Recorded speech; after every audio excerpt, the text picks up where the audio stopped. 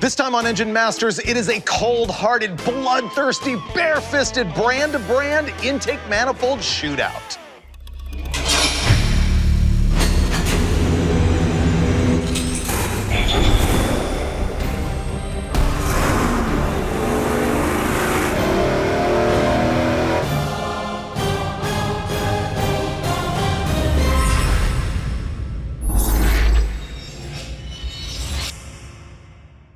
Here we are on Engine Masters presented by AMSOIL, and this one is gonna seem like a cliche. It's the oldest dyno test in the world, but it is information many of you are dying to know. This is a head-to-head showdown between the best of the high-performance small block Chevy dual-plane intake manifolds. So here's what I did to sort of limit the scope of this test. We're limiting to high-rise and dual-plane and air gap style. That means the kind that actually has air passages here underneath the runners on each one. Here we go. This is the Edelbrock RPM air gap intake manifold. I believe the original high-rise intake and definitely the first dual plane with air gaps underneath the runners from the aftermarket. This thing in a bare finish is $278.49 at Summit Racing. Next up, we've got the Dart version of the same intake manifold. That one is $231.70. Now, both of these intakes are made in the United States. Buddy Bar is the foundry for the Dart unit, and then we get into the Chinese stuff over here. This one is from a company that's called Professional Products, and this is the cheapest intake that we've got. It's $181.99, and then the Wyand intake manifold is $246.95. Now, in shopping around, I discovered that there are other intakes on the market, but really they're just different rebrands of these same intakes. You can buy both the Dart and the Wyand under different branding, but these are the four that basically make up the bulk of the marketplace. Now, let's look at some of the external features. They all share some things, like they all have coil mounting brackets in the back. They all have dual distributor hold down, so you can put your hold down tab on either side that you want. 3 of these have 4-corner cooling possibilities. The Edelbrock has 1/2-inch pipe plug at the front and a 3/8 at the back, as does the Dart unit. The Professional Products one has 1/2-inch ports front and rear, which I actually prefer. Meanwhile, there's the Wyand that only has the front ports and none at all in the back. So if you look at the water crossover here at the front, the Wyand is much lower, and that can be beneficial just if you have a hood clearance problem or carburetor or anything like that. Speaking of carburetor, there is a vacuum port in every single one of these, but look what happens if you've got like a typical Holley or QFT or Demon carburetor. It completely obliterates that port. However, over here on the Wyand, you can actually get access to that port. So that's appearance, but what about internal functionality? This is the type of thing that might affect the horsepower on them. First of all, they all have the planes stacked the same way, meaning the right side is the high plane, the low side is the left plane. The plenums are all divided, but if you look at the divider wall in each of these, there is a notch in the Edelbrock, the Dart, and the Pro products. The Wyand is a solid plenum divider. That notch tends to like share power pulses side by side in the engine, and it makes the plenum seem a little bit bigger. However, look how the Wyand on the right-hand side has this kick out on the side of the plenum that makes the top level plenum even bigger than it would be on these other designs. Now, if you look down into the floors of each one of these, the Edelbrock has a fine grain line pattern in it. The Dart is much more coarse. There is nothing in the Pro products. It is absolutely smooth, whereas the Wyand has a waffle pattern on the floor of the plenum. We also started looking at like minute design changes as far as runner lengths and sizes and shapes and stuff until we realized, you know what?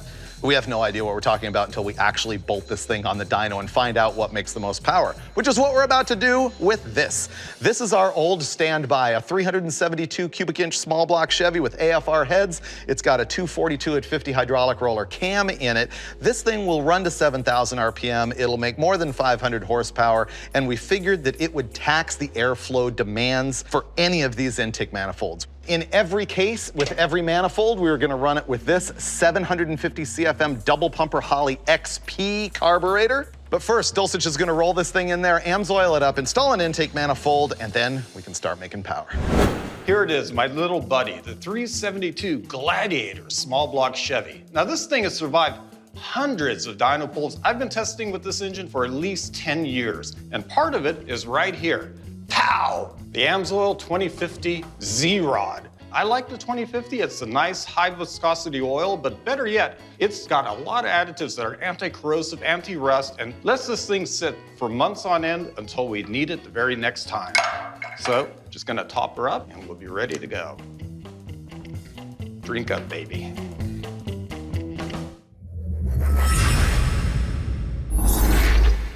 All right, ready to go? Are you good? I'm great. You all spiffed up? I'm all happy because of the heartwarming poodle story. Brule sleeps with his poodle. Sharing a little too much information, apparently. Okay, dudes, I guess we're kicking it off with our go-to manifold, the Edelbrock Performer RPM air gap. I kind of wanted to run this last to build up to it, but I guess we're gonna find out, like, this is our baseline. Can anything else even get close? Well, I respect that manifold because it was pretty much the original intake of that kind of configuration. The original RPM non-air gap was, yeah. Well, you know what's cool about this manifold is every time I've tested this manifold on kind of anything, Ford, Chevy, Right. Mopar, big block, small block, it works. Yeah. So on this engine, I think that we're probably taxing the limits of what you really want to put a dual plane on, though, huh? Well, I think it's a good base for testing the manifolds. Because it's going to tax the airflow of it, right? Exactly. Yeah. So we'll run it to 65, 66, whatever we need to make sure that we're not leaving anything on the table as far as carryover. Okay, Steve once again already has this thing tuned up, so we're gonna fire it up here, get some temperature in it, and we'll have our baseline.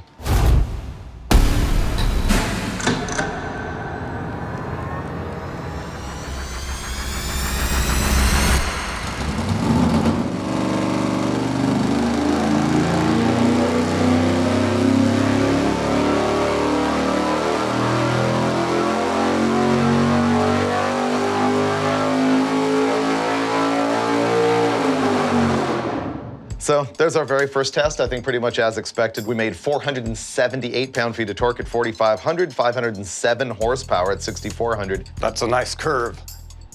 Really? This bugs me a little bit. Part of this might be because it's a 242, 248 camshaft. Yeah, it's it's a going big to be a cam. little bit down at 3,000, but this isn't that unusual in my opinion. I like looking at it from about peak torque, and the way it rolls over at the top at peak horsepower. Yeah, no indication of valve train distress or anything like that. It's just a nice curve. The other thing that we're gonna do in this test is average the power between 3,500 and 6,800 RPM. Because if one manifold makes more of a difference down here and less up there, does some sort of a trade-off, it'll give you more of an idea of what it does throughout the power curve. So the average for the Edelbrock air gap is 447.4 pound-feet of torque and 436.9 horsepower. And I think it's as simple as that. We get to go put on a different intake. Yeah, we've got it set up with a crank trigger and all that stuff, so it should make the swaps pretty easy. And that was the reason we did the crank trigger, is because you know how you can have a distributor a half a degree off, 1 degree off, trying to replace it, and we just didn't want that to skew the data because that could change the whole thing by 3 or 4 or 5 numbers. Right, and that's probably how tight these manifolds are going to be. Yeah, it's going to be close. With each other. So we've got oil temp, water temp, air hat. You know, we've really tried to make it where there's not a lot of variables here. All right, let's go pick what we're going to bolt on there next. Okay.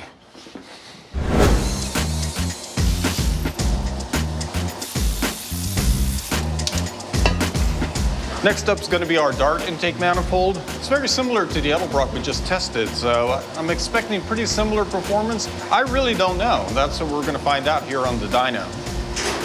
I'm going to slap this on. Steve Brulet's got this gooped up. That's a BAM.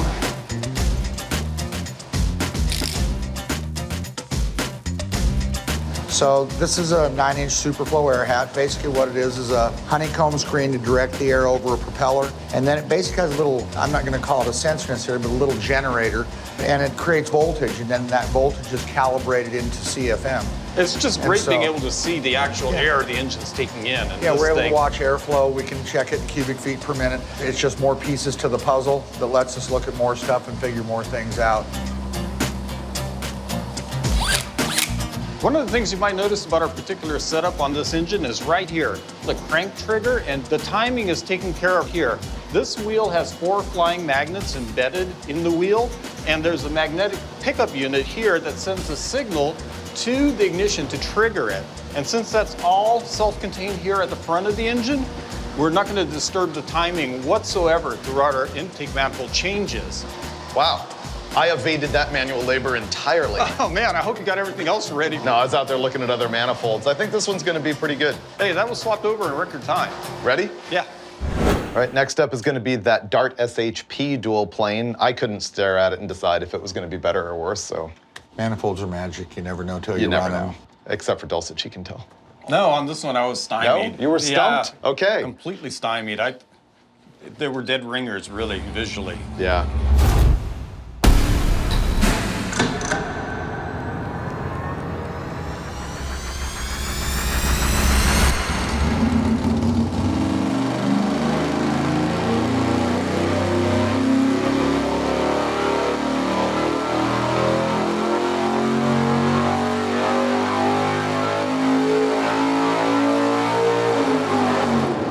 AFR looked very much the same. So this is our power curve. This is pretty much identical all the way up to 5,500. And then it's there's down. It diverges some. What we're going to do is look at the airflow. Okay. And then that'll will give tell us us. a clue. There's more airflow, but is it more airflow because it made more power, or is it more efficient because it's distributing the fuel better? But the brake numbers get better and the power will get better, but it doesn't necessarily move any more air because it made more power. Copy that. Yeah, if it's an efficiency thing, it's using the same amount of air better. Yeah, So if it's yeah. using more air, then it's because the intake is flowing more Yes, air. yes. So ultimate conclusion is the air gap is actually better than the Dart. It's about 10 CFM up there at the top. Well, there you go. The Dart is just a little bit down from the Edelbrock air gap. Here's our final numbers: 477.5 pound-feet of torque at 4,400 RPM and 501.6 horsepower at 6,300. So the RPM at peak is down just a little bit too. Because of lack of 100 airflow. because of lack of airflow, yeah. Okay, we looked at that average, and the Dart made 446.2 pound-feet and 434.3 horsepower, really down just a couple of numbers from the Edelbrock. You're not going to be able to see that in the real world or feel it in the seat of your pants. No, for all intent and purposes, they're Very close. And would you argue which way? If the engine was tamer than this one, let's say it's the 383 making 450 horsepower, the difference up here would be even less, I'm thinking, because it's not going to exceed that RPM. Yeah, that engine peaked at 58, and really you don't see any divergence until about 57. It's only because this has more power and engine speed. It's taxing the Dart manifold a bit more, I would say. Yeah, so under 6,000 RPM, it's even more accurate to say they run the same. Yeah. Let's move on. Next up is going to be the Pro Products unit. Here comes our cheapest manifold, the Professional Products unit. I'm practicing my manifold plonk. You're not that good. Oh, dude, that was a fail. That was a good plonk. That was medium. So this intake has these little spacers that go into these oval notches right there, which let it accommodate either the old school bolt pattern like this, or what they call the TPI bolt pattern, which is tilted out a little bit at the top. Well, that gives you interchangeability. Yeah. We have our manifold swapped again. This time we've got the Professional Products piece installed, so we'll see how it does. What do you think, Bradburger? I'm terrified it's gonna be pretty good. I think it might be, you know? Well, we're right on Good. temp, so we better pull it and find out. All right. We're trying to get both our oil temperatures and our coolant temperatures just dead on for this, just to make sure that we're as scientific as we can possibly be.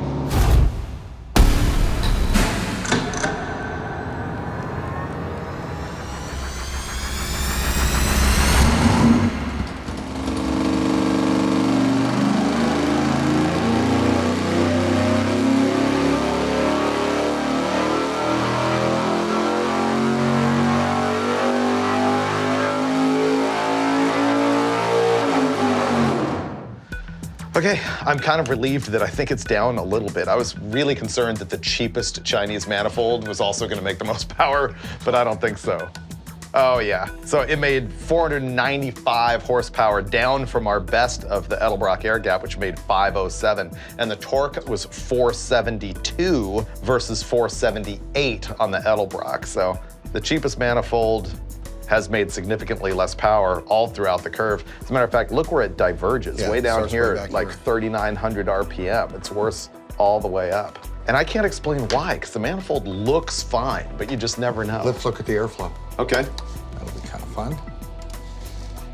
It always mimics the follows power the curve. power curve. amazing, but not really. No, it's not at all. That's exactly what it's supposed to do. If it flows more air, it's supposed to make more power. I know, and look at the RPM point where it starts diverging and airflow is about where where the power started going, and diverging. Good.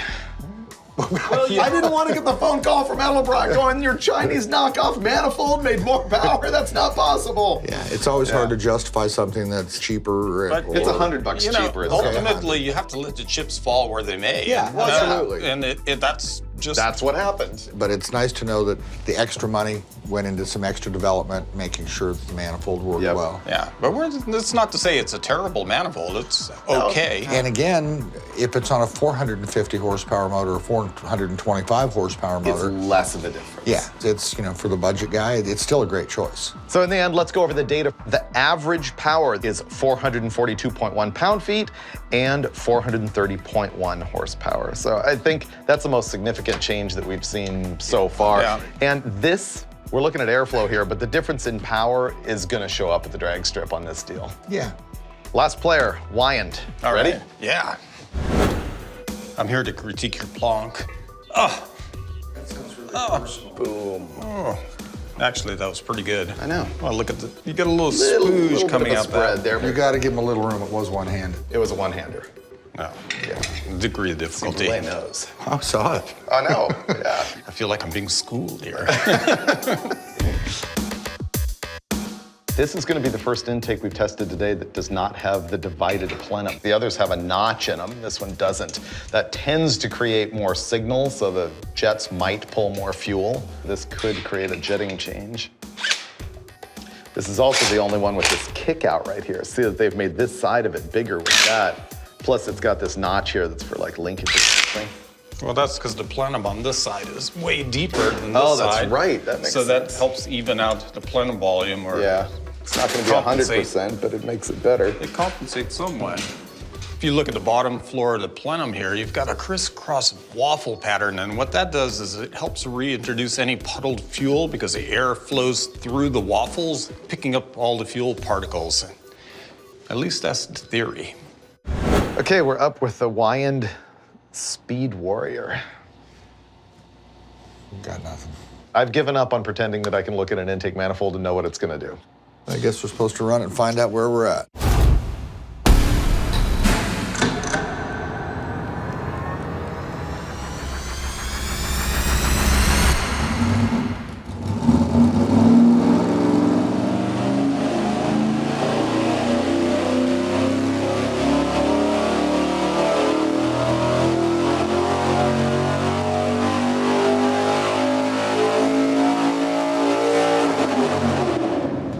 Wow. What we're looking at here is the Performer RPM Edelbrock in red and this Wyand unit's in black and basically identical. Almost an overlay. Yeah, they're doing this. Yeah. Kind of by a horsepower or pound-foot or two all the way up. It's the same thing. And that center divider split, it didn't care.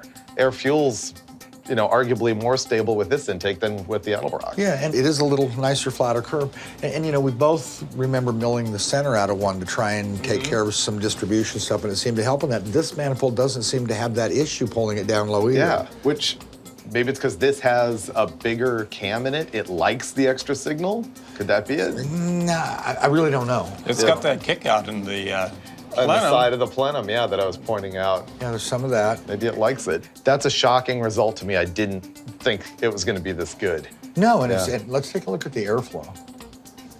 And once again, Wyand in black, Edelbrock in red. And they trade doing places. That. Yeah. They did a really good job with what it amounts to, because that Edelbrock's not an easy manifold to live up to, let alone surpass. Yeah.